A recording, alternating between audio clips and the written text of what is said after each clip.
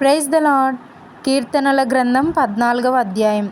దేవుడు లేడని బుద్ధిహీనులు తమ హృదయములో అనుకొందురు. వారు చెడిపోయిన వారు, అసహ్య కార్యములు చేయుదురు, మేలు చేయువాడొకడునూ లేడు. వివేకము కలిగి దేవుని వెదకువారు కలరేమో అని యెహోవా ఆకాశము నుండి చూచి నరులను పరిశీలించెను. వారందరూ దారి తొలగి బొత్తిగా చెడియున్నారు. మేలు చేయువారెవరునూ లేరు, ఒక్కడైననూ లేడు.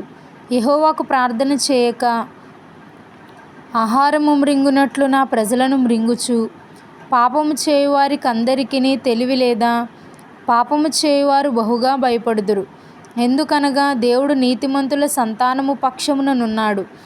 బాధపడువారి ఆలోచనను మీరు తృణీకరించుదురు.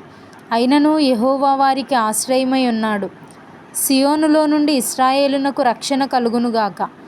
యెహోవా చెరలోని తన ప్రజలను రప్పించినప్పుడు యాకోబు హర్షించును, ఇశ్రాయేలు సంతోషించును. ఆమేన్.